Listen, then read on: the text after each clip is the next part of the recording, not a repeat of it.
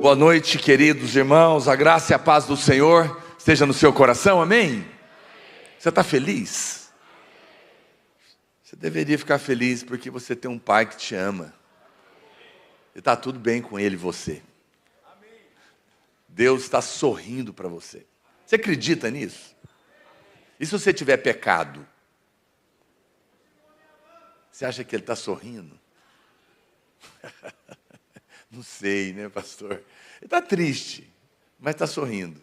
Como que pode isso? Você tem que aprender a separar as coisas, né? Se é que pode. Claro que Deus não fica feliz quando você peca. Por quê? Porque o pecado não é legal para você. O pecado é comida de demônios na nossa carne. Traz confusão dentro de casa, né? Nas pessoas. Você fica acusado, o diabo te condena. E aí você fica mal. E aí Deus fica triste, porque Deus não gosta de ver você triste. Não é que o pecado tem poder nenhum para mudar o amor de Deus na sua vida. Lembra disso. O seu pecado nunca será maior do que o amor de Deus por você. Nunca. No entanto, você não precisa viver mais escravo do pecado. Porque quando ele bater na sua porta, não tente vencê-lo. Peça graça a Deus. Ele vai te ajudar. E você, aquilo não vai perder a força na sua vida. No entanto, mesmo debaixo de dias maus, ou do erro, ou do pecado, o amor de Deus não muda. Pastor, mas por que Deus está sorrindo? Porque pode ser que você não está aí vivendo nada disso. Amém? Glória a Deus por isso. Bom para você. Mas, por outro lado, quem está vivendo a vida 100% certa? Quem poderia orar o suficiente? E quanto que é orar suficiente? Quem poderia ler a Bíblia o suficiente? E quanto que é ler a Bíblia o suficiente? Quem poderia ser um pai perfeito, uma mãe perfeita, um filho que não erra? Percebe? Que nunca haverá o suficiente que o diabo não possa te acusar. Você fala, viu como eu orei? Ele vai falar, mas não orou o tanto devia. Li a Bíblia hoje, mas esqueceu de ler o devocional. O diabo sempre vai te acusar. Portanto, preste atenção. Deus está feliz porque você está em Cristo. E Cristo é perfeito. Ele cumpriu toda a obrigação. Ele cumpriu toda a exigência. Ele cumpriu toda a lei. E ele nunca pecou. E a Bíblia fala que ele se fez justiça para você, no seu lugar. Cristo é a justiça de Deus na nossa vida. Pastor, eu ouço essa expressão, mas às vezes tenho dificuldade em entendê-la. Existe uma diferença entre ser perdoado e ser justificado. Se pedissem para você explicar, você consegue? Ser perdoado significa que você cometeu um crime. E se o juiz pudesse, ele não pode, mas imagina que ele pudesse, ele dizia, olha, você cometeu o crime, mas você tem um bom comportamento aqui, hoje é um dia especial, você está perdoado, pode ir embora. Eu vou encerrar seu caso. Mas deixou de ser um criminoso? Não. É um criminoso perdoado. Agora, ser justo é ser inocente diante de Deus. É como se nunca tivesse pecado. Obrigado pelos dois, aleluia, você vai entender. Eu sei, é que você não está acreditando, né? Mas essa é a loucura do Evangelho. É por isso que as pessoas falam, não pode, isso não é justo. Não é mesmo. Não é justo para mim, para você, mas é justo com Cristo. Porque Ele pagou toda a ira de Deus, do nosso erro, do nosso pecado, foi derramado sobre Ele. Foi uma troca, a cruz é uma troca, é um lugar de troca. Ele tomou o seu lugar e deu o lugar dele para você. Se fez filho do homem para que você fosse feito filho de Deus. Foi ao inferno para você ir para o céu. Sofreu o juízo de Deus para você receber o favor de Deus. Se fez pecado para que você fosse feito inocente. É loucura essa mensagem. loucura para os que se perdem, não existe lá fora. Mas Deus sabia que o homem nunca poderia, por si mesmo, conseguir agradar a Ele. Por isso é uma relação de filho e pai. Esquece religião. A religião foi arraigada na sua cabeça por muitos anos.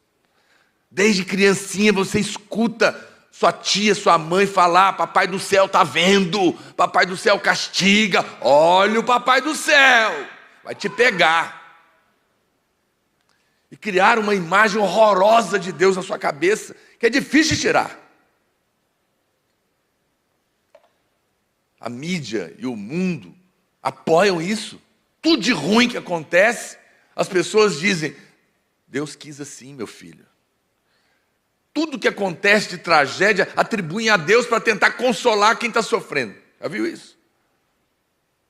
Menino morre, papai do céu levou seu irmão, ou o bandido mata a criança, abusa, papai do céu que levou. Agora Deus está lá patrocinando assassinos? Não foi Deus, foi o diabo. Mas não tem coragem de falar. E põe na conta de Deus. E as pessoas vão ouvindo isso e vão criando uma imagem horrorosa de Deus. Muito cuidado com o que você fala de Deus. Você sabe o que é a palavra arrependimento? Arrependimento é muito mais do que se arrepender do pecado. Porque o maior pecado é ter uma ideia errada de Deus. Arrependimento é a palavra grega metanoia, que significa mudar a mente. Pensar de outro jeito. Eu pensava de uma maneira, agora eu penso de outro. Mas qual que é o principal pensamento que eu tenho que mudar? Quem Deus é. Quem é Deus para você? Você tem que mudar a mente.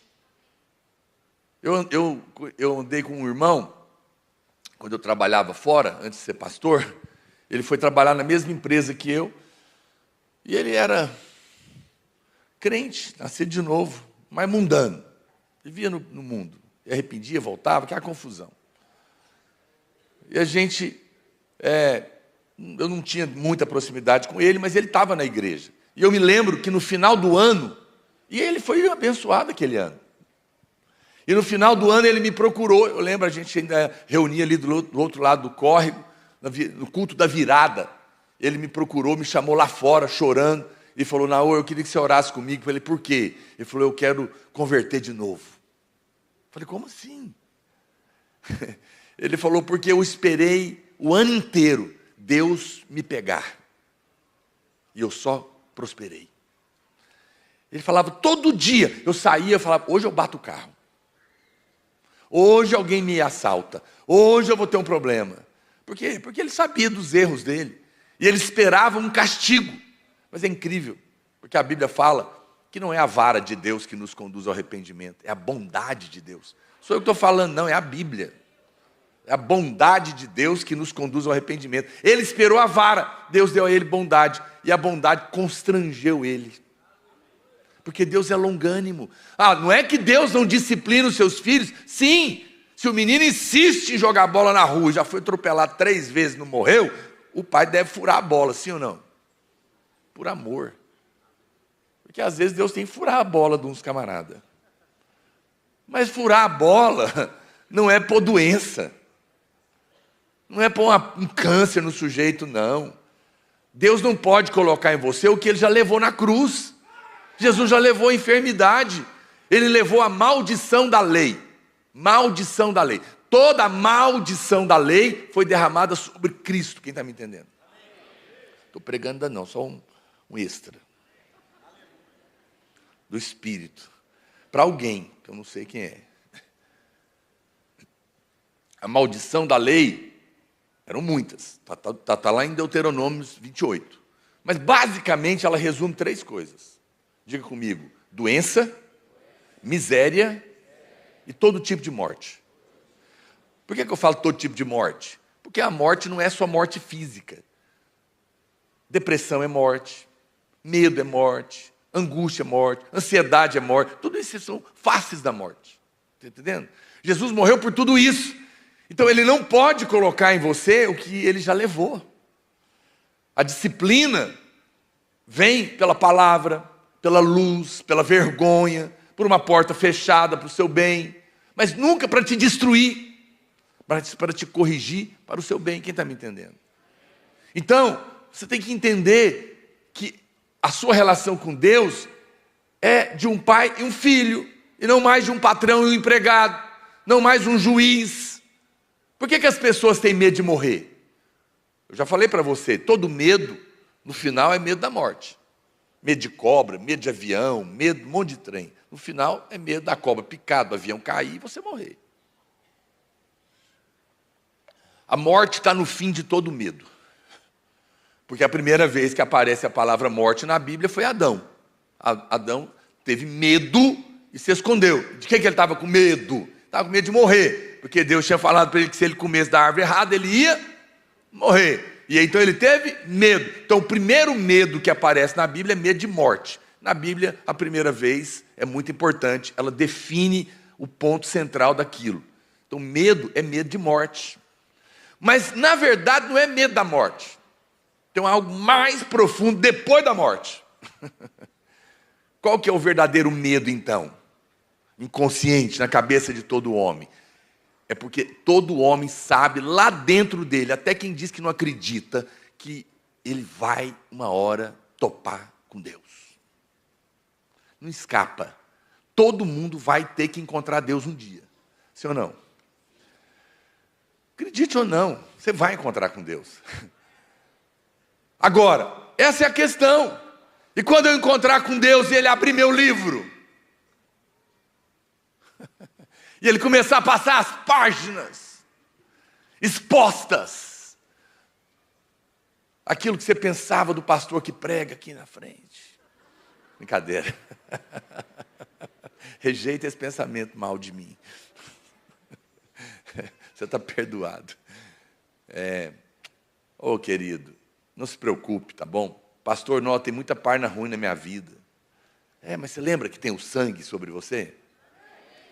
E o que o sangue apaga, não tem memória diante de Deus. Mas as pessoas têm medo porque elas estão em dívida. Mas você não precisa ficar com medo, porque a sua dívida está paga.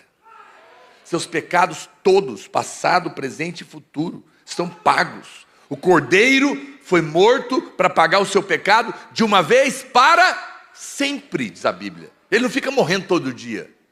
Então, as pessoas acham ruins a gente falar que até pecado que você ainda vai cometer está pago. Parece heresia. Não, está pago. Porque foi morto de uma vez para sempre. Não é para você sair pecando, é que você vai errar. E você precisa saber que quando você errar, a provisão foi feita. Quando você entende isso, o medo da morte perde poder na sua vida. Por quê? Porque a pessoa que não tem Deus... Eu fiz um post, acho que essa semana passada, deu quase 100 mil visualizações. Você vê, tanto que isso incomoda as pessoas. Era só uma frase, não sei quem leu. E uma paisagem e uma frase. Eu escrevi. O que eu escrevi? Eu escrevi mais ou menos assim. O homem não vai... Não, eu escrevi assim. O inferno não foi criado para pecadores. Não foi isso. Abre aí. Nem eu não lembro. Eu só disse assim, que o homem não vai para o inferno porque peca. O homem vai para o inferno porque não crê.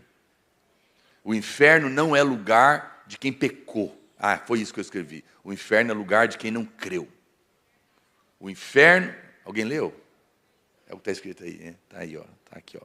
O inferno não é o lugar de quem pecou. É o lugar dos que não creram na obra de Cristo na cruz. Está mais perfeito, está mais bonito aqui.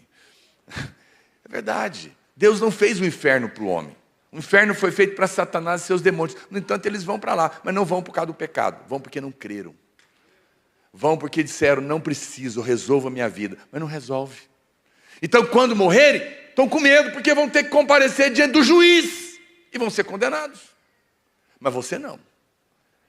Quando a pessoa que não creu morre, ela vai encontrar um juiz. Você não, você volta para casa. E vai encontrar o seu pai, que está feliz porque você chegou. E não vai ter mais sofrimento, porque vai chegar o dia que Ele vai enxugar dos seus olhos toda lágrima. A dor já não vai existir, a morte não existirá, a traição não existirá, a enfermidade, a miséria não existirá, tudo terá passado e nós viveremos para sempre em glória com Ele. Porque olhos nunca viram, nem jamais penetrou no coração do homem o que Deus tem preparado para você, para aqueles que o amam. Você não faz noção. No dia que você nasceu de novo, você não trocou de religião não, meu querido. Você entrou por um portal de glória. Então fique em paz. A morte é um demônio. Sabia disso? Eu digo para você, se você está pensando em se matar, porque você está desesperado, e está querendo encontrar paz, eu te digo, não se mate. Porque se você se matar, você vai pular no colo de um demônio. Do lado de lá. E vai ser pior. A morte é um espírito. É o último espírito, o último demônio, o último inimigo a ser vencido. Mas Jesus venceu a morte. A morte não traz paz. Para com isso. Isso é mentira. Todo mundo que morre, o povo fala, descansou. Conversa fiada. Descansou? Depende. Infelizmente, eu tenho que ser honesto com você. Descansou? Depende. Porque se não morreu no Senhor, infelizmente, não descansou. Agora, eu não digo que Deus só salva se for evangélico. Não, Deus não tem religião. Nós vamos ter muita surpresa no céu. Muito bandido salvo. Sim, porque a mãe dos bandidos e traficantes é tudo crente. Pelo óbvio. Sim, porque mãe de bandido e traficante sofre pra caramba. É ou não é? Sofre. Aí elas convertem. E elas oram dia e noite por esses caras. E prega para eles. E se a misericórdia de Deus alcança, eu acredito que alcança, o cara toma um tiro, vai morrer, ele lembra da mãe dele. E grita, Deus da minha mãe, me salva.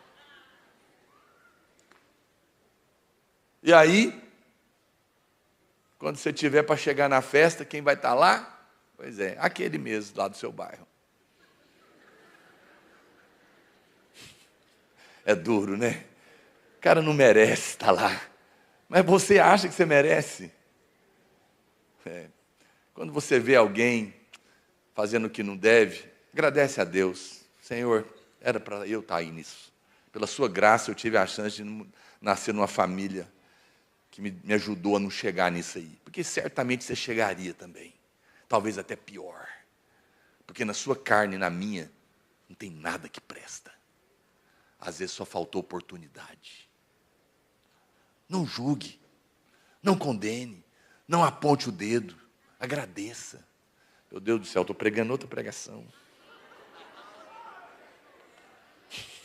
Eu tenho que começar a pregar a que está aqui na revista. Mas Deus deve estar falando com alguém. Só pode um negócio desse. Que coisa. Ou aqui ou na televisão. Muito bem, querido. Era só para falar que Jesus está feliz com você. Oh, Senhor, ajuda esse pastor. Acho que é por isso que eu estou fazendo devocional há 170 dias, porque eu preciso falar. Vocês não deixam eu falar? Eu só tenho domingo para pregar, eu tenho que resolver pregar todo dia. Aí eu prego tanto que eu quiser. Entra e sai gente lá e eu estou lá. Todo dia falando do amor de Deus, amém? Essa semana eu tive um momento, acho que foi na quarta-feira, eu pedi para alguns irmãos na live, escreveram alguns testemunhos do que está sendo devocional para eles. E eu comecei a ler, eu não aguentei ler 5 minutos, eu fui tomado de choro, de gratidão, de ver tanta gente sendo afetada pelo Evangelho, ouvindo a live, lendo o livro, sendo liberto da depressão, tendo a vida transformada, encontrando paz. Eu falei, puxa vida, é por isso que eu vivo, para pregar essa mensagem que tem o poder de transformar as pessoas. Amém, irmãos? Eu louvo a Deus por isso, e você é feliz porque você está ouvindo essa verdade. Você não tem que viver uma troca mais. Você não tem que merecer coisa alguma. Você é um filho amado. Fala para o seu irmão, você é filho amado, recebe de graça. Quando você entende isso, você não vai correr de Deus. Você vai correr para Deus. Diga comigo assim: aconteça o que acontecer. Aconteça o que acontecer, eu nunca vou correr de Deus. Eu vou correr para Deus. Por que tem gente que não ora? Nosso assunto hoje é oração, vamos entrar nele. Por que tem gente que não ora? Porque ele não está bem com Deus. Já viu gente que fala assim? E irmão, como é que você está? Não, eu não estou bem com Deus. Quem fala não está bem com Deus, pode saber, aprontou. Ou está com raiva de alguém, está querendo matar alguém. Não está bem com Deus. Às vezes nós não estamos bem com Deus. Mas pasme, Deus está sempre bem com você, porque você está em Cristo. É por isso, não é? Então quando você não está bem com alguém, você evita ela, é ou não é? Já viu quando você está devendo alguém? Às vezes a pessoa nem está pensando nisso, mas ela entra ali e você fala: ih, fulano. Aí você sai dali, você sai para lá, é ou não é?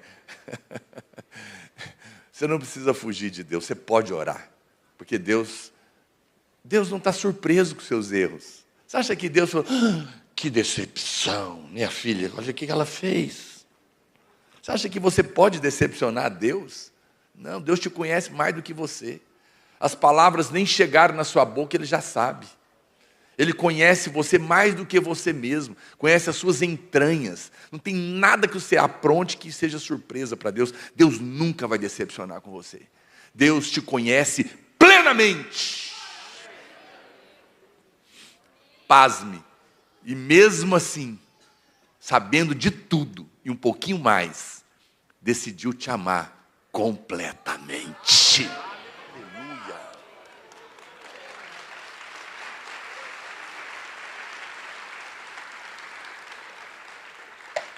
Gente, sábado e sexta tem arraiá. Eu espero lá de fora. Não fique ofendido, nossa festa não tem nada a ver com São João, Santo Antônio, Santa Maria, sei lá o que mais. Não é festa religiosa, não é festa pagã, não é festa, nada, não tem nada a ver com isso. É festa que combina com a gente, caipira. Nós somos caipira. É isso que nós somos aqui de Goiás. Então a gente é só uma festa, um ambiente da igreja, para a gente comer pamonha, pé de moleque, pastel, espetinho, caldo de cana, né, doce da roça, e celebrar com alegria no ambiente santo com os irmãos, fantasiado. Pastor, não concordo. Fique em paz, eu respeito você, está tudo bem. Aquele que vai na festa, não julgue e condene o que não vai. E o que não vai, não condene o que vai. Porque para o Senhor vamos na festa e para o Senhor não vamos. Obrigado pelos 3 amém. Mas quem vai? Aleluia, maravilha. Então é o seguinte, se você comprar o ingresso para 2 dias, você ganha um chapéu. Enquanto durar o chapéu. Tem uma quantidade limitada. Mas você pode adquirir essa semana, e sexta-feira a gente espera aqui, vai ser uma bênção, sexta e sábado, é sempre uma festa de muita alegria. Mas essa semana também, eu queria fazer um convite especial. Quantos irmãos aqui estão fazendo cursão CTL ou algum dos cursos da Escola da Família? Levanta a mão. Fica de pé, você que está fazendo um dos cursos aí. Consegue ficar de pé aí, rapidinho? Aleluia. Esses irmãos estão formando, gente, essa semana. Uma salva de palmas para eles. Amém? Glória a Deus. Então, pode sentar. A formatura esse ano é uma formatura especial, porque a gente vai formar os 10 prédios juntos, aqui na arena, na quarta-feira. Então, na quarta-feira, nós temos 1.500 irmãos formando. Não vai vir todo mundo, nem sempre vem todo mundo. Mas se você está estudando no cursão de CTL, na Escola da Família, não deixe de participar. Vai ser uma formatura especial em comemoração dos 25 anos, na quarta-feira. E você que tem um irmão na célula, vem prestigiar, vem estar com a gente. Vai ser uma festa bonita, um culto, que vai começar às 19h30, tá bom? Aqui na Arena do Bueno, na quarta-feira, vai ser uma bênção. Glória a Deus por isso. Aleluia. Senhor te abençoe. Gente, só para te lembrar, se você não tem o seu devocional na presença do Pai, ou o devocional das crianças, tá? Uma bênção. Eu estou fazendo uma promoção para os irmãos começar as férias Esses livros começam dia 1º de julho, agora, nas férias. E você pode comprar só por R$ 39,90. Fiz para abençoar a sua vida. Então, se você não tem, aproveita, porque acabar, aí acabou mesmo, eu não posso fazer mais nada por você. Glória a Deus. Eu quero falar sobre oração, continuar falando disso, porque a oração é a coisa mais importante e é a maneira que a nossa vida é vivida. Você sabe, eu acho que uma das coisas mais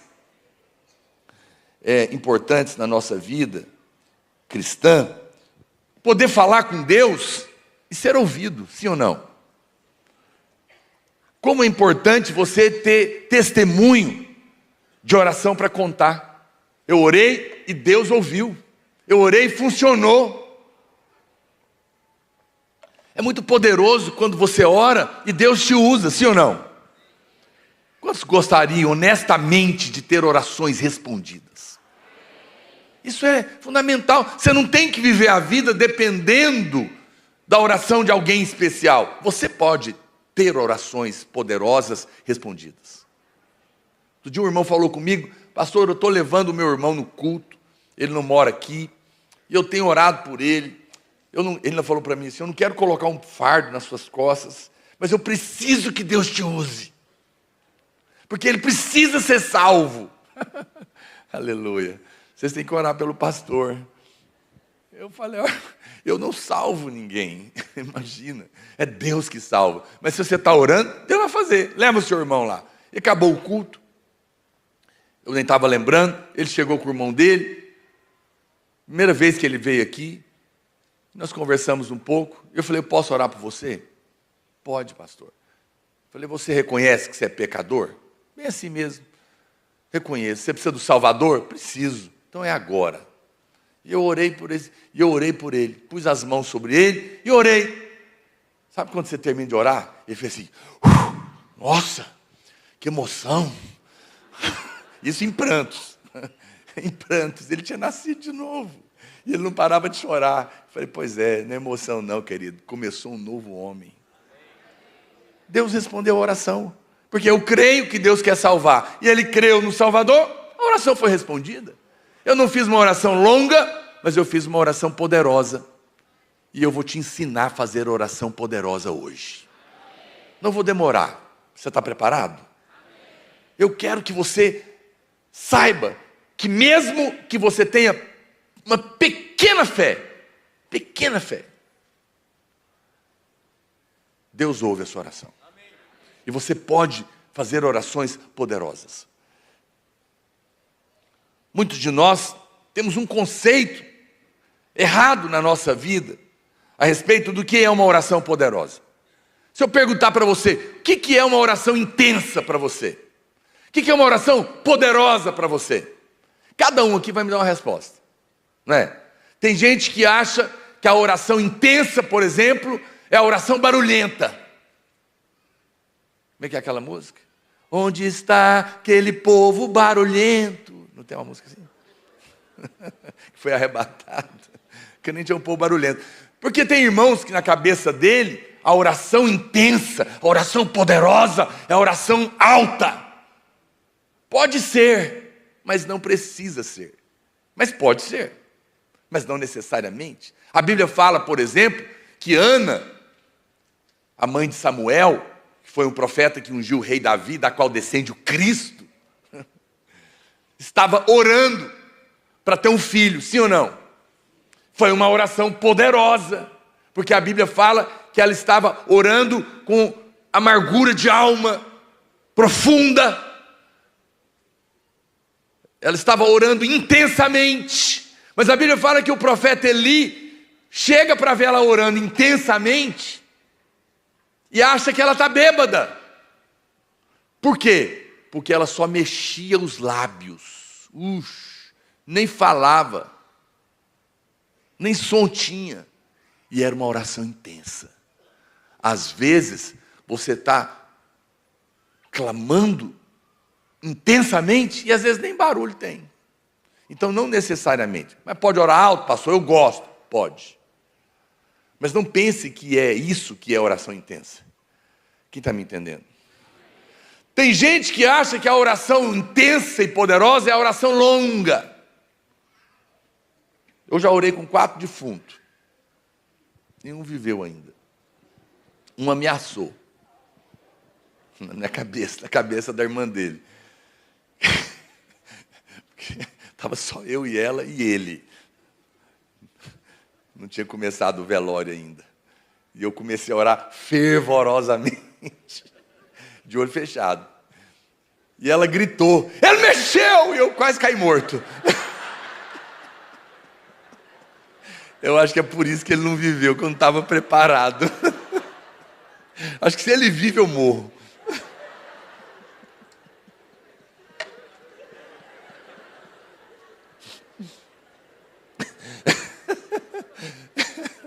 Oh, Senhor da glória. Mas você imagina, se você fosse convidado para orar por um morto, como que você ia orar? Eu acho que você ia orar longamente, você ia gritar, igual eu. Mas será que é isso que é oração intensa? Não necessariamente. Como que Jesus ressuscitou Lázaro? Ele fez uma oração enorme? Não. Ele chegou e falou o quê? E primeiro ele agradeceu o Senhor. E falou, Lázaro, vem para fora. Puf, barbaridade, que oração curta e poderosa. Dizem os estudiosos que se Jesus não tivesse falado o nome Lázaro, todos os mortos seriam ressuscitados. Tamanho é o poder e a autoridade que ele tem. Mas como ele falou Lázaro, os mortos ficaram discutindo lá no... Qual o nome que ele falou? Qual que é? É o C, Lázaro, então vai. Então você percebe? Também tem gente que acha que o que tem poder é uma oração de muita gente. Então muitas vezes tem muitas correntes de oração nas internet. Outro dia eu me lembro de uma pessoa, uma irmã, ficou doente e ela fez uma corrente monstruosa no Brasil de oração por ela. É errado? Não é. Mas ela morreu. E as pessoas ficaram questionando, como que pode? Tanta gente orando e Deus não ouviu. Porque não necessariamente é a quantidade de gente que significa oração poderosa. Jesus falou, se dois, quantos? 2 dentre vós, 2, concordarem a respeito de qualquer coisa, pode acontecer. Você percebe quanto conceito errado tem na nossa cabeça do que é uma oração poderosa? Deus quer te ensinar a fazer orações poderosas. E eu quero mostrar para você o que realmente tem poder. Não significa, volto a dizer, a Bíblia tem momentos de orações longas? Tem. A Bíblia tem momentos de orações altas? Tem também. Tudo que eu falei que não é, pode ser, mas não necessariamente. Às vezes nós temos um conceito errado e por isso não temos visto a oração realmente funcionar. Mas Tiago, o apóstolo Tiago, ele fala do que é uma oração intensa. Olha o que diz Tiago, capítulo 5, verso 17. Tiago 5, 17 diz, Elias era homem semelhante a nós. Diga, semelhante a mim. Guarda isso, guarda isso. Elias, a Bíblia faz questão de dizer que ele era um homem semelhante a nós, uma pessoa comum, apesar de ser um grande profeta. Sujeito aos mesmos sentimentos, medos, temores, incertezas que todo mundo aqui tem. E orou com instância, orou intensamente para que não chovesse sobre a terra. E por 3 anos e 6 meses não choveu. E orou de novo. Agora a Bíblia não fala mais que ele orou intensamente. Orou de novo. E o céu deu chuva e a terra fez germinar os seus frutos. Preste atenção no que está escrito aqui. A Bíblia fala que ele orou intensamente para não chover e não choveu por 3 anos e meio. E depois a Bíblia fala que ele apenas orou e choveu. Então aqui tem uma oração intensa e uma oração comum. Sim ou não? Tiago está falando isso. Bom, o que está acontecendo aqui? Não sei se você conhece a história do Elias. Elias era um profeta do Velho Testamento, um grande profeta, na época do rei Acabe, que a Bíblia fala que foi o rei mais maligno que Israel já teve. Vou te contar rapidinho a história aqui, porque pode ser que um novo convertido não conheça. E para piorar, Ele já era o pior rei que Israel já teve, o mais maligno. E para piorar, ele casou com uma mulher 2 vezes mais maligna que ele, chamada Jezabel. Nada de de hell, infernal. É porque Maria vai andar com Isabel e Jacó com Labão. Gente que quer aprontar, anda com gente que não presta. E gente que quer a Deus, anda com gente que quer Deus. Muito cuidado com as suas escolhas, com quem você vai andar. Acabe casa com Jezabel, e homem de Deus casa com mulher de Deus. Se você quer avançar na fé, anda com gente que está querendo a mesma coisa. Isso é uma coisa importante. E a Bíblia fala que esses dois, eles perverteram Israel. Ele era o rei de Israel. E por 80 anos, eles desviaram do caminho do Senhor e foram adorar outros deuses. E essa mulher, a Jezabel, patrocinava 400 profetas a um deus chamado Baal, que era adorado com coisas horrorosas, inclusive práticas sexuais. E eles perverteram isso. E no meio desse caminho aparece Elias. Pouco antes, Elias, ele chega e ele fala para a nação de Israel: vocês estão desviados, pervertidos, e por isso não vai chover por 3 anos e meio. No final desses 3 anos e meio, e não choveu. Foi quando ele orou, que Tiago fala que ele orou intensamente para não chover, não foi isso?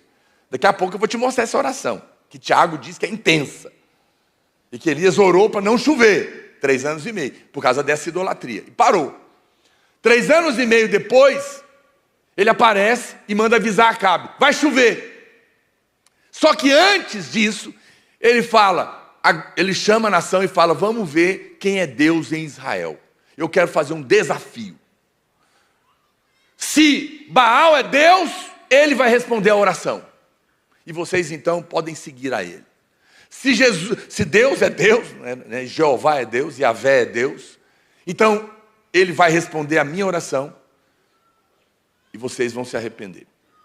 E eles falaram: boa essa palavra, vamos fazer o desafio. Ele falou: então tá bom. Marcou o dia, chamou os profetas de Baal e mandou colocar um novilho no altar, um sacrifício, e disse assim: o Deus que responder com fogo é Deus verdadeiro. Podem começar vocês. E a Bíblia fala que esses profetas de Baal clamaram a Baal intensamente o dia todo, e não caiu fogo do céu. A Bíblia fala, inclusive, que Elias zombou deles. Lá, depois de tantas horas clamando, ele falou: gente, ora mais alto, pode ser que ele está no banheiro. Verdade. Lê lá depois a história para você ver. Está escrito lá. Às vezes os irmãos acham ruim da gente zombar, mas às vezes a gente tem que zombar do diabo.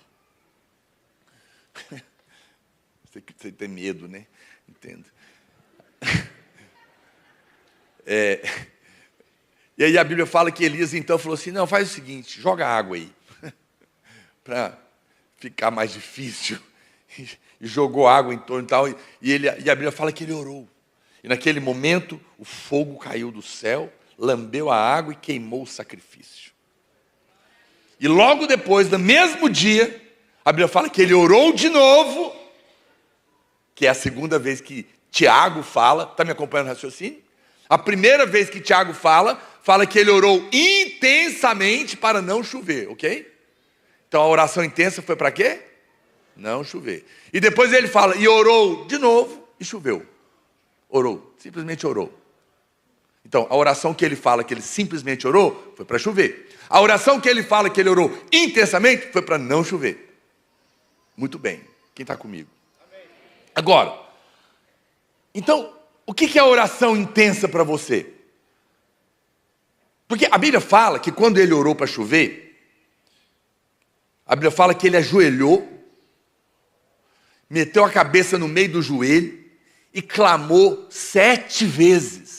7 vezes. Ele orava, falava para o rapaz, o discípulo dele, vai lá, vê se tem alguma nuvem. Ele fala, não tem nada. Volta lá, nada. Na 6ª vez, o rapazinho falou, tem uma nuvenzinha do tamanho da palma da mão de um homem. Eu vejo uma pequena nuvem do tamanho da mão de um homem. Mas esse é o sinal. Lembra? É essa cena. E aí, ele fala, então aparelha o carro que vai chover, e na 7ª vez a chuva chegou. Veja, você concorda comigo? Na sua concepção, essa é uma oração intensa? Sim ou não? 7 vezes. Joelho, cabeça no meio do joelho. Eu nem vou fazer a posição porque eu não levanto. Clamou, 1, 2, 3, 4, 5, 6, 7 vezes. Para chover.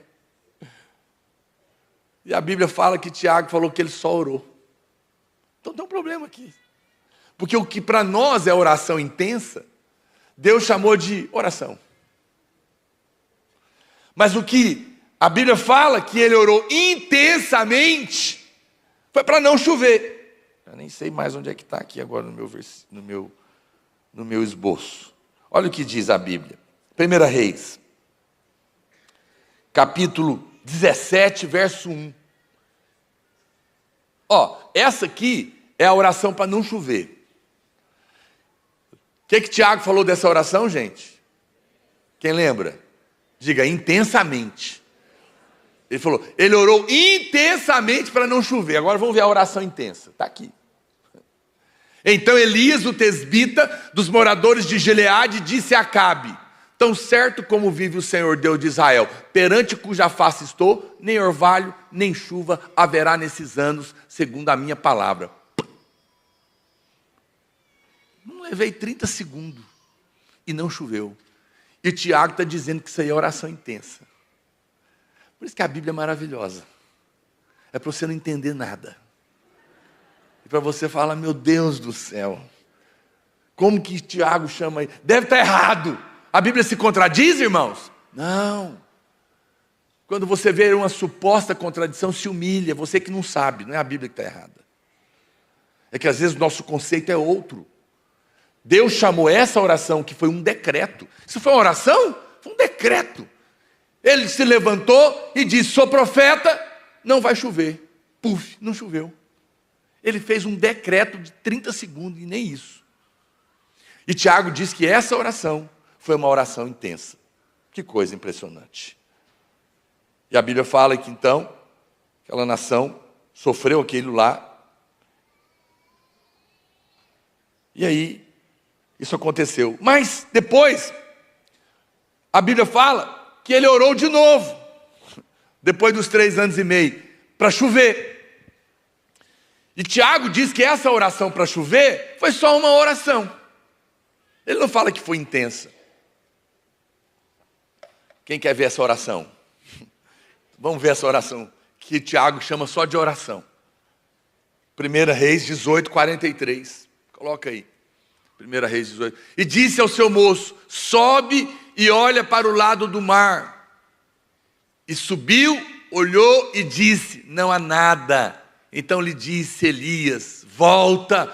E assim por 7 vezes. 7 vezes. E se você olhar o texto, vamos ler um pouquinho antes. Volta no 41 para mim. 41. Então disse Elias a Acabe, sobe, come, bebe, porque já se ouve ruído de abundante chuva.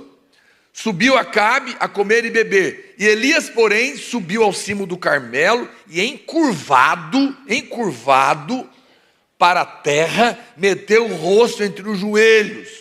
E disse ao seu moço, sobe e olha para o mar. E subiu e olhou e disse, não há nada. Então lhe disse Elias, volta. E assim por 7 vezes. Veja, isso é uma oração que na nossa cabeça é intensa.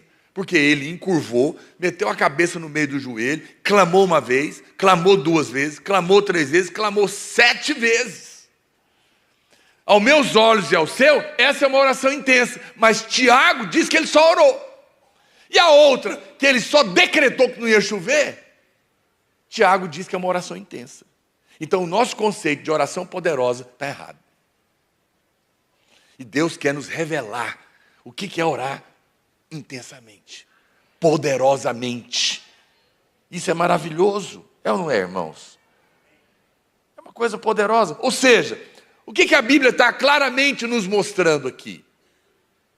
Que o Senhor chama a declaração de fé uma oração intensa. Porque o que Elias fez foi uma declaração de fé. Segundo o Senhor, na autoridade que eu tenho, eu decreto: não vai chover por 3 anos e meio. E parou a chuva. Deus está dizendo que orações, decretos de fé, são orações poderosas. É isso que a palavra de Deus está nos mostrando. Então, quando você ora desesperado, gritando: oh Deus, meu Deus, meu Deus, para o homem é uma oração intensa, mas para Deus é só uma oração. Mas quando você fala em fé, quando você declara em fé, Deus chama isso de oração intensa. Às vezes nós pensamos que a oração intensa, como eu falei, é daquelas coisas que eu te disse, mas não necessariamente. Pastor, mas então o problema é que se a oração intensa é uma declaração de fé, o meu problema é que eu tenho uma fé pequena. Mas a oração aumenta a fé. Olha o que diz a Bíblia em Lucas, capítulo 17, verso 5. Os irmãos estão comigo? Então disseram, você está preparado para fazer uma oração poderosa no final desse culto? Vai fazendo a listinha aí que vai cair tudo hoje. Aleluia. Lucas 17, 5. Então disseram os apóstolos ao Senhor: aumenta-nos a fé. Aumenta-nos a fé. Respondeu-lhes o Senhor. O Senhor deu uma bronca neles? Ah, pelo amor de Deus. Não, ele não falou nada disso. Ele gostou da oração. E ele deu a dica. Ele respondeu. Eles pediram: Senhor, aumenta a nossa fé. O que Jesus fez? Ensinou como que aumenta. Olha o que ele diz. Se tiveres fé, como um grãozinho pequenininho de mostarda, direis a esta amoreira: arranca-te e transplanta-te. Opa, vai devagar aí, varão. No mar, e ela vos obedecerá. Que coisa, hein? É um negócio incrível. E Jesus está dizendo que uma pequena fé comandada, exercitada, aumenta a fé. Pega a sua fé pequena e comanda. Porque à medida que você pega a sua fé pequena e comanda, ela aumenta. É isso que Jesus está falando. Você quer aumentar a fé? Usa a pequena que você tem. Deixa eu explicar uma coisa para vocês. Todo dom de Deus é uma semente. Diga comigo: todo dom é dado em forma de semente. Quanto mais ele é usado, mais ele cresce. Por exemplo, você recebeu um dom de profecia. No começo, vamos falar o dom de línguas. É um presente, é um dom. Já percebeu quando você recebe? Quem é que ora em línguas? Muito bem. Se você não ora, você pode orar. Só você crer. Esses sinais seguirão os que creem. Em meu nome falarão novas línguas. Mas não se condene, apenas creia. Diga amém. Mas você já viu quando você recebe o dom de línguas? Você já percebeu que às vezes você não tem muitas palavras? Labalá, churicantas, labalá, churicantas. Fica ali 2. Eu, quando eu fui batizado, eu só tinha 2 ou 3. Por um momento, eu até achei que era da minha cabeça. Que eu tinha inventado elas, de tanto ouvir os irmãos. Mas não é isso. É porque o dom é dado como uma semente.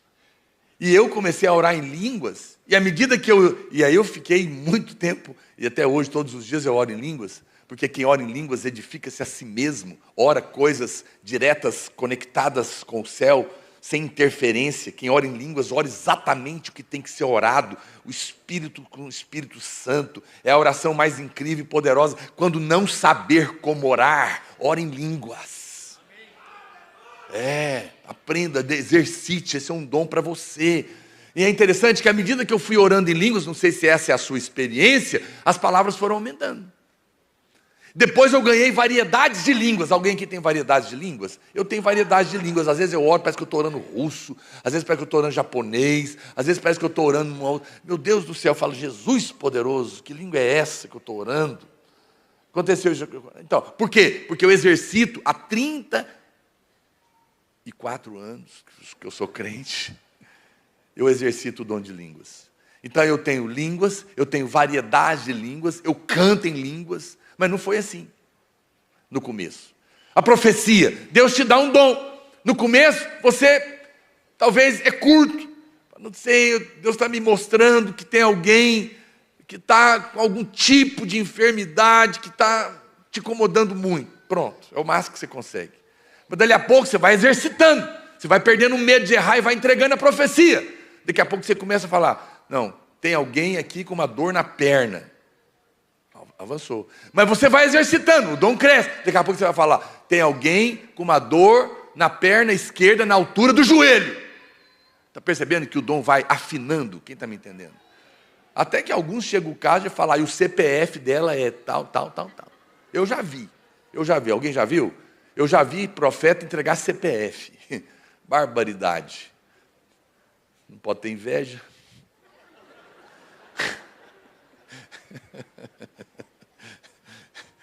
Mas é o dom. Então preste atenção. A sua fé também é um dom, você sabia disso? Foi Deus que te deu uma fé para você começar. Quem está me entendendo? Você não poderia ter fé se Deus não te desse. Você só creu porque Deus te deu uma fé para você crer. E Ele te deu, e tudo que é dado é presente, é dom. E Ele é uma semente. Por isso que Jesus falou, vocês querem aumentar a fé, o presente, que move a sua vida? Exercite. Pegue a pequena fé, pegue esse pequeno grão, essa fezinha que você tem e usa, comanda, fala para essa árvore, sai daqui, vai para lá. Então você está doente hoje? Deus quer que você pegue essa pequena fé e diga a esse tumor, arranca-te do meu corpo e sai daqui, em nome de Jesus, porque o Senhor carregou na cruz as minhas enfermidades. Você está oprimido, com depressão? Use a sua pequena fé, abra a sua boca e decrete, depressão, saia daqui para o inferno, em nome de Jesus. É um decreto. Pastor, mas eu não sei, eu não estou sentindo. Faça sem sentir. A fé não é sentimento, é uma atitude, é uma decisão que você toma. E à medida que você começa a exercitar, meu querido, não tem diferença para mim e para você. A diferença que tem entre nós dois é que tem 34 anos que eu exercito a minha fé. E eu estou aqui te ajudando a fazer isso. E muitas vezes, pura fé, contrária a tudo e a todos. Eu estava conversando com um irmão, outro dia, que é médico. Aí o pastor Aloysio comentou que ele, tempo atrás, estava com uma doença, uma dor no joelho, terrível. E ele foi no médico. E o médico falou, não tem jeito não, essa dor nesse joelho seu aí, você não vai correr mais não. E aí ele começou a comandar. Ele pegou a fé dele e começou a dizer, dor no joelho, eu te ordeno, arranca-te daí e lança-te no mar. Ele disse que demorou 1 ano, não foi de uma vez, mas ele comandou. Porque isso é outra mentira que te ensinaram, tá bom? Qual mentira? Que não pode orar muitas vezes. Que senão não está valendo, né? Interessante, acho que eu tenho um versículo aqui, não sei cadê ele. Deixa eu ver se eu acho ele aqui. Tem um versículo que fala sobre a oração. Alguém sabe cadê ele? Está aí na revista. Daqui a pouco eu encontro ele. Que a Bíblia fala para você orar, e o versículo está ele está na ação do verbo, que é uma ação contínua, que você ora e deve orar de novo, até resolver. E não apenas uma vez. Mas às vezes nós achamos que só pode orar uma vez. Não, você deve orar até que aconteça. E o pastor estava dizendo que ele comandou. E por 1 ano ele orou. E sabe o que aconteceu? Sarou. Aí o irmão médico, racional, falou para mim, pastor, eu não sei não. Eu fico pensando, porque o pastor já vai fazer 60 anos, serve da vida. Isso é desgaste natural, eu não sei, na minha cabeça. Aí eu vou orar agora para o meu joelho ficar bom. Ué, o cara está 60 anos, o joelho é ruim. Você vê o que é o conceito natural, como é sério? Falei, pois é. Falei, mas o que você me diz de Caleb? Que tinha 80. E falou para Josué, quando eu era jovem, Deus me prometeu uma cidade. Não foi possível por causa daqueles incrédulos lá que morreram no deserto, aqueles 10 espias lá, amigo nosso, está perdoado no nome de Jesus. Mas eu quero a cidade. E não precisa mandar ninguém, porque hoje, com 80 anos, eu ainda tenho o vigor de quando eu era jovem. Baixa, Jesus poderoso. Pode aplaudir o Senhor, meu irmão, que você vai chegar lá. Mateus 13, 3, 6. Mateus 6,10 é o versículo que está aqui no esboço, eu não achei. 6,7. Coloca aí Mateus 6,7 para mim. Obrigado. E orando, não useis de vãs repetições como gentios, porque não é esse não. Lê na Bíblia, acho que está aí na revista.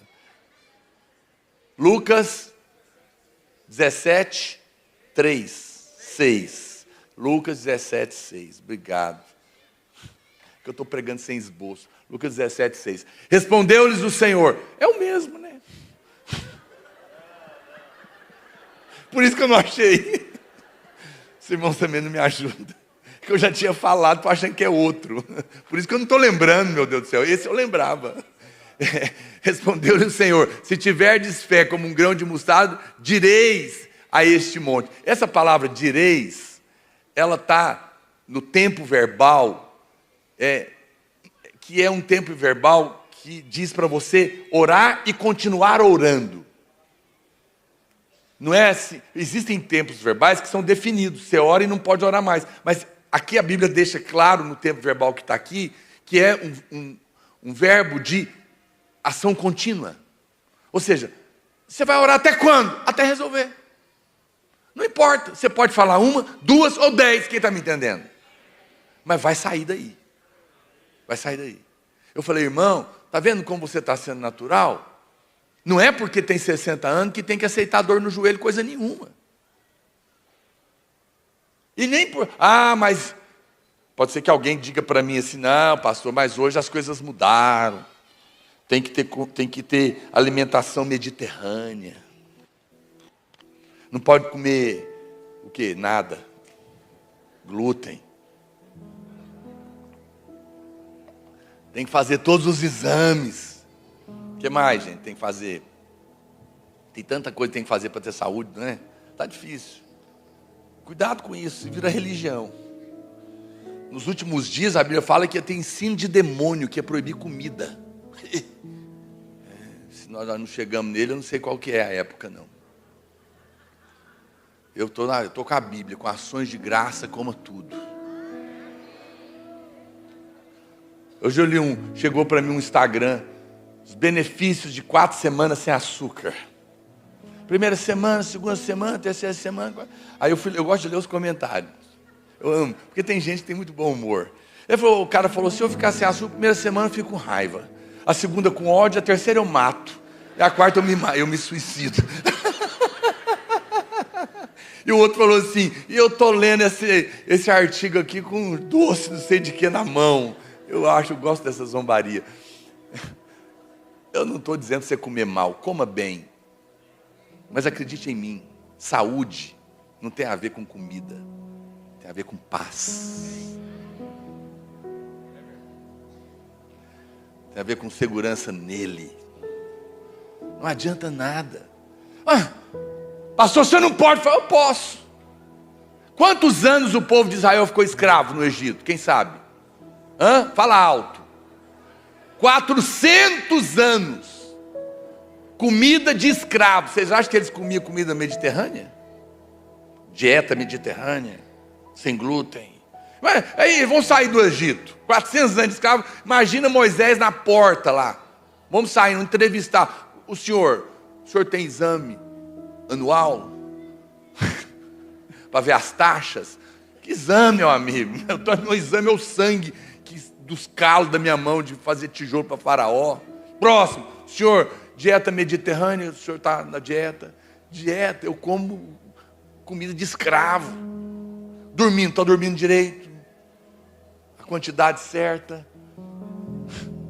Aquele povo comia mal, era escravo, 400 anos. Aí só para te dar um nó na sua cabeça, você que fica defendendo tomar limão todo dia, tome, pode tomar, não tem problema não. Só não condene quem não toma. Olha o que a Bíblia fala. Saíram 400 anos de escravos, sem dieta, sem nada. Sabe o que a Bíblia diz? Não tinha nenhum doente. Ei, é duro, não é fácil não. Não é fácil.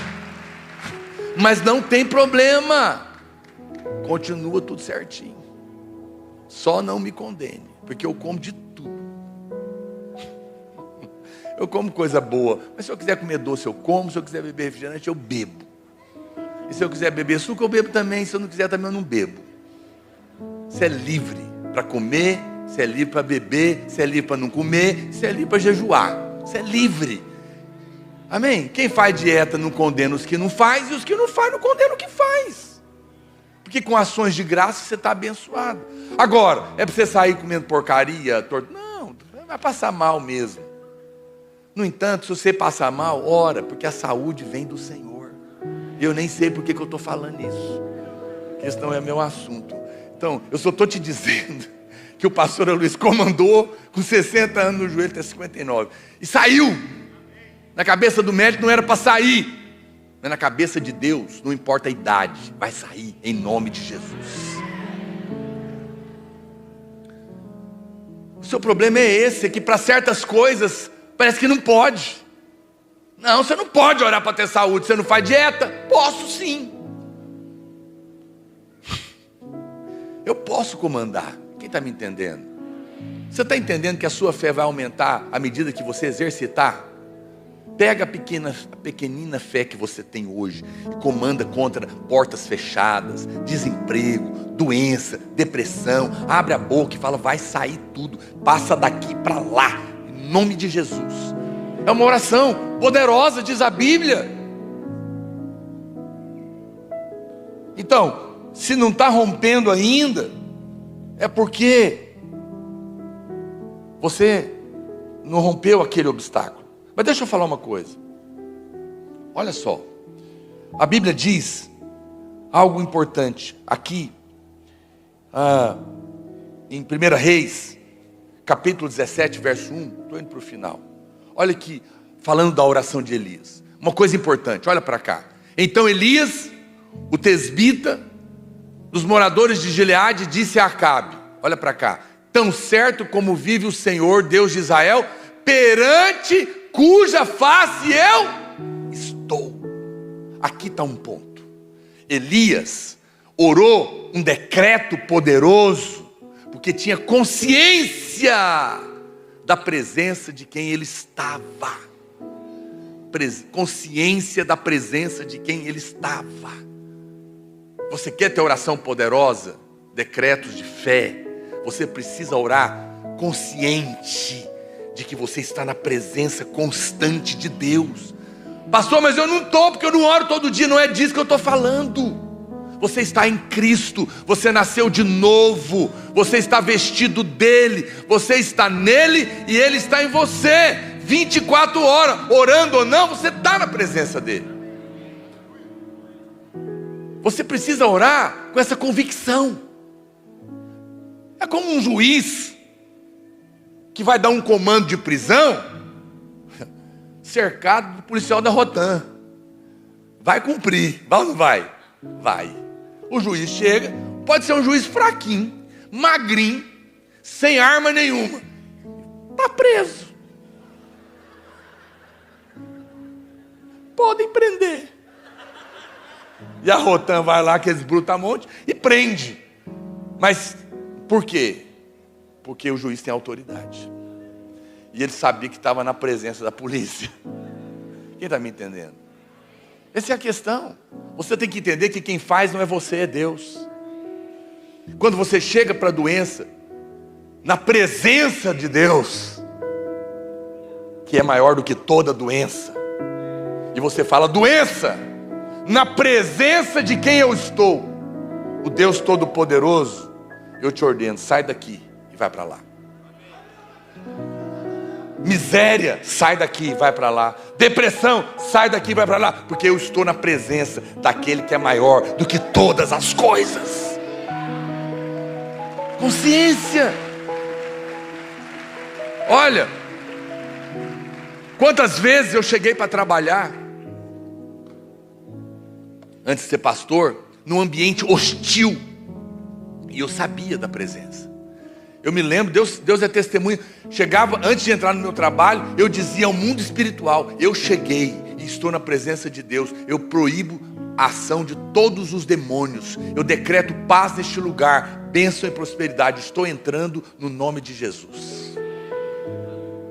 E eu entrava e decretava. Muitas vezes eu estava lá, começava a ter confusão, eu ia para o banheiro. E eu falava: Satanás, eu te paraliso agora, em nome de Jesus, cujo Deus, estou na sua presença. Eu te comando, pare de agir, agora. Eu te paraliso. O problema nosso é que nós, na hora de orar, a gente esquece quem tem poder. Você vai falar, mas quem vai tirar o demônio é Deus. Você vai comandar, mas quem vai remover a doença é Ele. Você vai comandar, e quem vai abrir a porta é Ele. Essa parte não é problema seu. O que você precisa é mudar a sua atitude e começar a viver com mais consciência de presença. Para de viver consciente de culpa e de erro, e passe a viver com consciência de perdão e de presença de Deus ao seu lado. O diabo vai ficar falando: quem é você para orar? O pastor tudo bem, mas você nunca ora. Agora só porque ele falou você quer orar? Como que você quer orar sentindo tudo que você está sentindo? Não ouça esses pensamentos, são a voz do inferno. Eu vou orar porque eu sou filho de Deus. A minha fé pode ser pequena, mas é suficiente. E à medida que eu começar a comandar, ela vai crescer, porque eu estou orando consciente da presença de Deus na minha vida. Apesar de mim, apesar dos meus pecados, apesar dos meus erros, eu estou na presença. E na presença eu comando e a oração funciona. Lembre, antes de orar, lembre disso. Agora, preste atenção, você não vai dar ordem à pessoa. Nós não comandamos sobre pessoas. Pessoas nós amamos. Quantos dizem amém? Você comanda contra o diabo.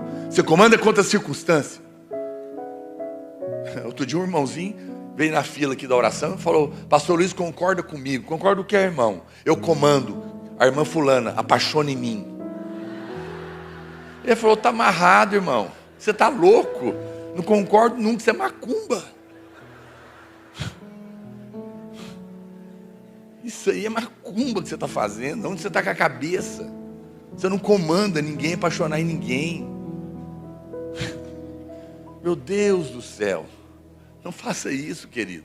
Não, você não comanda na casa dos outros. Para na casa de alguém e fala: essa casa será minha, eu comando. Não, isso aí é cobiça. Você pode fazer onde tem uma placa de vendas. Aí você fala: Senhor, eu me aproprio dessa casa, está à venda. Então aí você pode, amém? Mas dos outros não. Não faça isso. Mas sobre circunstâncias, sobre situações, você tem autoridade. Deus quer que você comande. Elias tinha consciência de presença. Você deve orar assim. Olha o que Tiago diz no capítulo 5 de Tiago, verso 16. Tiago, capítulo 5, verso 16.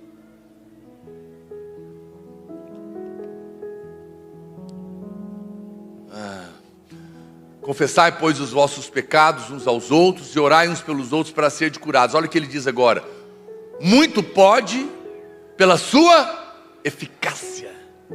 Eficácia, a súplica do justo. Sabe que essa palavra eficácia no original grego é energel. Da onde vem a palavra?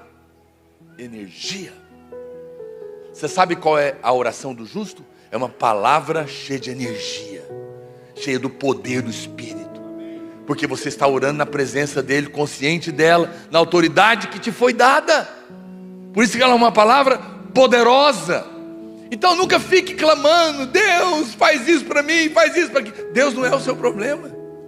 Deus não está no meio do caminho pedindo nada. Deus está do seu lado. A maioria dos milagres de Jesus não foram pedidos para Deus, foi comandado por Ele, na autoridade que o Pai deu para Ele. Lázaro, vem para fora. Cesse essa hemorragia. Levante esse morto. Ele deu comandos de autoridade, porque ele sabia da autoridade que ele tinha. Pastor, tem hora que eu tenho que pedir? Sim. Mas na hora de comandar você não devia pedir. Deus fica triste quando você deveria comandar e está pedindo. Por exemplo, Moisés está saindo do Egito. Deus deu a ele um cajado, uma autoridade para tirar o povo de lá. Ele sai com eles. Agora ele chega diante do Mar Vermelho, e o faraó está atrás, e ele clama a Deus: Senhor, o faraó vai me matar com esse povo, e o mar está na frente, me ajuda. Está pedindo a resposta de Deus para ele: porque clamas a mim? Eu amo o bom humor de Deus. Porque clamas a mim, Senhor? Uai, porque o faraó está na minha cacunda, e o mar está na frente, eu vou morrer, e o Senhor está perguntando porque eu clamo a mim. Deus falou, por que Deus falou isso para ele? Porque não era para clamar. Ele falou o que para ele? Pega o cajado que eu já te dei. O cajado na Bíblia é autoridade. Pega a autoridade que eu te dei e abre o mar. Não é para clamar, é para abrir. E ele fez isso e aconteceu. Está entendendo? Que você precisa entender que tem um cajado de autoridade na sua mão. Vos dei autoridade. Vos dei autoridade. Vos dei a minha autoridade. Vos dei, comande. E o mar vai abrir. O que está precisando abrir na sua vida? Qual que é a porta que está fechada? Onde está resistindo? Qual é a situação? Hoje é dia de você se levantar para comandar na presença de Deus, porque a resposta virá. Não fique clamando quando é hora de comandar. Imagina que aconteceu um acidente de trânsito. Aí tem um carro parado, um caminhão parado, aquela confusão, o povo buzinando, e o policial está lá. O que você acha que esse policial tem que fazer? Ligar para o comandante? Senhor comandante, o que eu faço primeiro? Não, ele é polícia. Ele já tem autoridade, sim ou não? Ele não precisa ligar para o comandante para perguntar nada. Ele já tem autoridade, ele está vestido de uma farda que representa o Estado. Ele vai chegar na rua, está aquele caos, e ele vai pôr ordem.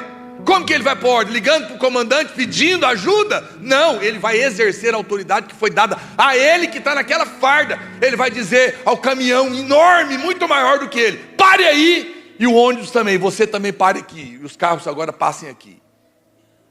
Por que o caminhão enorme e o ônibus enorme vai parar?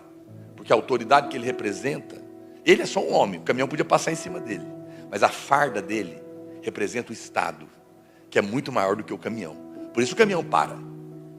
Olhando para mim e para você, não temos força nenhuma, mas você está vestido daquele que venceu e está reinando agora. Você está vestido de Cristo. Ele é a sua farda de autoridade. Quando você levanta, os demônios podem ser muito maiores, mas tem que submeter, porque você está vestido de Cristo, aquele que pisou na cabeça da serpente, aquele que venceu a morte, aquele que reina e governa sobre tudo e sobre todos. E quando você comanda, tem que obedecer, porque você carrega a autoridade daquele que é superior. Você já tem autoridade, por que você está clamando? Deus quer que você passe a resolver coisas. Eu sinto isso tão claro no meu espírito. Deus falando com pessoas aqui, preste atenção, olha para cá. Deus quer que você comece a governar na sua escola, no seu trabalho, na sua família, na rua, nas circunstâncias. Ande por essa cidade comandando. Eu ando orando, comandando. Eu vejo um acidente de moto, eu vejo motoqueiro caído, eu falo, está paralisado, não vai morrer. Eu vejo briga, eu falo, cesse a confusão no trânsito, em nome de Jesus. Eu vejo briga de marido e mulher, eu falo, pare, demônio da prostituição. Eu comando. É o que eu mais faço, é comandar. Comando contra pensamentos na minha cabeça, sensações. Você não precisa ficar pedindo quando é hora de comandar. Pastor, o que eu devo pedir? Peça por revelação. Isso você pode pedir. Mas uma vez que Ele te deu, use ela. Pastor, não sei, comece com pequena fé. Ela vai crescer. Ela vai crescer. Elias orou. Estou encerrando. Com o rosto entre os joelhos. 7 vezes. E na 7ª, ele viu a resposta. De acordo com a opinião humana, era oração intensa, mas para Deus foi só uma oração. Mas quando chegou o julgamento, ele teve fé para comandar. Olha para cá. Por que para parar de chover, ele fez uma oração que Tiago chama de intensa? E foi só um comando. Olha para cá. É porque Elias era o profeta da lei. E ele sabia o que Moisés tinha escrito. Moisés tinha escrito na lei que se o povo de Israel pecasse na idolatria, haveria maldição de parar a chuva. Como ele sabia a Bíblia, e eles estavam no tempo do juízo, ele não precisou pedir para parar de chover. Ele só levantou e decretou a maldição que estava na lei: pare de chover. E parou. Mas quando foi para pedir chuva, ele teve muita dificuldade. Ele creu mais na maldição do que na bênção. Porque ele estava na lei. Ele era um profeta do juízo. Você não. Você está na nova aliança. Você sabe, eu falei para você no começo, quantos anos aquele povo estava na idolatria? Desde a época de Salomão. Aproximadamente 80 anos. Irmãos, 80 anos desobedecendo a Deus. E não tinha parado de chover. Só 80 anos depois, Elias vem e decreta a maldição e para. Sabe o que é isso? Um Deus extremamente longânimo e misericordioso. Demorou 80 anos para punir na lei. Agora olha o que acontece. Elias desce o fogo, o juízo vem, mata os profetas de Baal. Só um detalhe, viu? O cara desceu fogo do céu. A Jezabel ficou sabendo que ele matou os profetas, falou: vou te matar amanhã. Ele entrou em depressão. Rapaz, o cara desceu fogo no céu e agora estava com medo de uma mulher. Você vê, cuidado com mulheres furiosas. Porque quando encontra uma mulher furiosa, você tem que clamar mesmo: Jesus amado. Mas é só para mostrar que ele era um homem como nós, que às vezes está cheio de autoridade e poder, no outro dia está com medo. Mas Deus usa você a si mesmo. Mas olha para cá, presta atenção. Aí o fogo cai, o povo arrepende. E ele fala: Senhor é Deus, nós pecamos. O que acontece? Olha para cá. 80 anos no pecado, só depois de 80 anos veio o castigo. Um dia de arrependimento, a chuva caiu. Deus é longânimo com o erro, mas é rápido com a bênção. Se você clamar, imediatamente Ele te ouvirá. Elias era da velha aliança, teve fé para decretar a maldição, porque sabia o que estava escrito nela. Você é da nova aliança, sabe o que está escrito nela. Você pode ser rápido para decretar a chuva. Vai chover na sua casa, vai chover no seu casamento, vai chover na sua vida financeira, vai chover nas suas emoções. A bênção do Senhor já está decretada. É só você se levantar e comandar agora mesmo. Fique de pé onde você está. Nós queremos orar.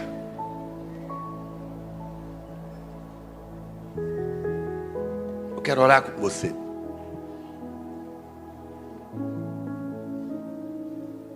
Eu não sei o que você precisa decretar hoje. O que você está passando? A sua fé é pequena? É suficiente. Ela é um grãozinho de mostarda. O Senhor está te dizendo: usa ela e ela vai crescer. O que você precisa ver? quais as portas precisam abrir, quais os demônios têm que cair, quais as circunstâncias têm que sair. É na sua família? É na sua casa? É o seu pai, sua mãe, seu filho está escravizado? É a dívida que não te larga? É o pecado que te assedia? É a ira? É o medo? É o pânico? É a depressão? Comanda. Eu quero desafiar você. Eu vou te dar 1 minuto, eu vou orar por você, eu vou comandar com você, mas eu quero que agora você abra sua boca e comande contra as circunstâncias e situações que estavam prendendo a sua vida. Faça na presença, faça consciente na presença de quem você está. Você está na presença do Senhor, e Ele te deu autoridade para comandar no mundo espiritual agora. Estenda suas mãos agora para baixo, comece a fazer orações poderosas, orações de autoridade, orações de comando. Vai decretando agora: Pai, no nome de Jesus, na autoridade do seu nome, na presença daquele no qual estamos, nós decretamos nesta noite: espíritos de enfermidade, espíritos de depressão, de morte, de suicídio, de miséria, de enfermidade, saiam em nome de Jesus. Comandamos agora mesmo que toda porta fechada seja aberta, que todo espírito de enfermidade saia deste lugar na vida dos meus irmãos.